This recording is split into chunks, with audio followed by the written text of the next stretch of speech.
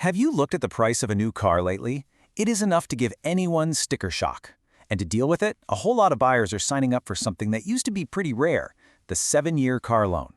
Now, it promises a lower monthly payment, but what's the real cost? Is it a smart financial tool, or is it a long-term trap? Let's break it all down. It really all starts with this number right here. According to Kelley Blue Book, the average cost of a new car has just blasted through a record high, topping $50,000. I mean, that is a massive financial hurdle for the average household. And just to get over that hurdle, buyers are taking on an average monthly payment of $754.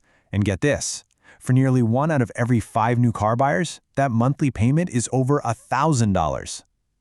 For a lot of people, that's a mortgage payment, but for their car. So you look at these numbers, and the math just doesn't seem to work for most people, right? When prices are this high, how does the market even keep moving? Well, dealerships have found a way to make the numbers look a little better. And the answer is pretty simple. You stretch the debt. If you can't lower the price of the car, you just extend the amount of time the buyer has to pay it off. And this is where that 7-year loan comes strolling in, presented as the perfect solution to sticker shock. And this solution is becoming incredibly popular. According to data from Edmunds, a staggering 22%, that's more than 1 in 5 of all new car financing now involves loans of 7 years or even longer. That's right near an all-time high. You know, it wasn't always like this. Let's just look at the timeline. Decades ago, a 3 or 4-year loan, that was standard. Then, back in the early 2000s, 5 years became what one analyst called the sweet spot. But today, 6, 7, even 8-year loans are the new normal. So the big takeaway here is that we've just normalized being in debt for our cars for much, much longer. So what's really happening in that dealership's finance office? Why are so many people signing up for these super long loans? Well, Edmunds analyst Joseph Yoon explains it, and it's brutally simple. You pick out a car you love, the salesperson shows you a monthly payment, and your jaw hits the floor. You just can't afford it. The only lever they have left to pull is to extend the term, making that monthly number seem more manageable. But that manageable monthly payment comes with a hidden and very steep price tag. This is where that simple solution starts to reveal itself as a long-term trap. Let's actually break down the math. Okay, this slide from Consumer Reports lays out the trade-off perfectly. Let's use a $40,000 loan as an example, and you can see exactly what you're giving up. Look at the 4-year loan. The payment's high, sure, at $958, but you only pay just under $6,000 in interest. Now let your eyes drift down to the 7-year loan. The payment drops to $604. That looks great, right? But look at the total interest paid. It skyrockets to over $10,000. Let's just put a fine point on that. For the exact same car, choosing that longer loan cost you an extra $4,734. That's pure interest, paid just for the privilege of having a lower monthly payment. And Joseph Yoon from Edmunds, he really hammers this point home. We get so focused on that one monthly number that we completely forget the big picture. With these long loans, especially with today's interest rates, you're going to be paying 5 figures in interest. That is a serious amount of money that could have gone literally anywhere else. Okay, so beyond just the crazy high cost of interest, there's another major risk that comes with stretching out a car loan for so long. It's a nasty financial trap known as going underwater. Simply put, being underwater means your debt is greater than your asset's value. So, if you needed to sell the car for some reason, the money you'd get for it wouldn't even be enough to pay off your loan. You'd have to pay out of your own pocket just to get rid of it.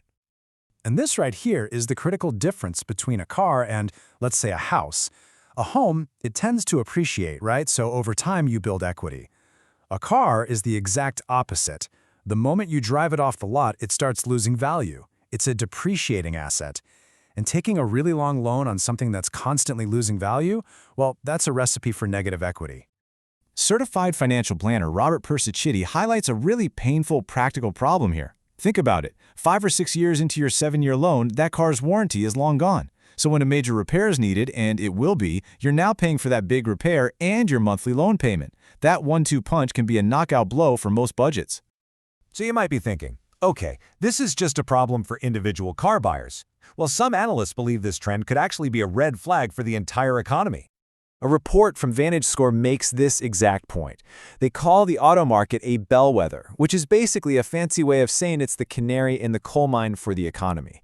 It's a leading indicator of how well families are doing financially, and if people are struggling to afford their cars, it signals much deeper affordability problems across the board. And this chart makes that warning even more clear. Since 2010, delinquencies, that's just people failing to make their payments, on things like mortgages and credit cards have actually gone down. But look at auto loans. They've shot up by over 50%. This makes the auto market a huge outlier and, frankly, a big source of concern. This desire for a lower monthly payment by just stretching out debt, it's a powerful one. But is this whole thing only happening in the auto world? Not at all. A really similar conversation is happening right now in the housing market with the recent proposal of a 50-year mortgage. The goal is exactly the same: make a really expensive asset seem more affordable by lowering that monthly payment. But, as critics are quick to point out, it comes with the exact same trade-offs: massive long-term interest costs and incredibly slow equity building. So, what's a smarter way to go about buying a car? Well, financial experts often point back to a classic rule of thumb, the 20-4-10 rule. It says you should aim for a 20% down payment, finance the car for no more than 4 years, and make sure your total transportation costs, that's your payment, insurance, gas, the whole shebang, don't exceed 10% of your monthly income. It's a disciplined approach that helps you avoid all the traps we've just been talking about. And that really brings us to the final question, doesn't it? The 7-year loan offers that immediate relief, that lower monthly bill. But as we've seen, that relief comes at a significant long-term price. Thousands more in interest, years spent underwater, and the risk of paying for repairs on a car you don't even own outright. So, you have to ask yourself, is that trade-off really worth it?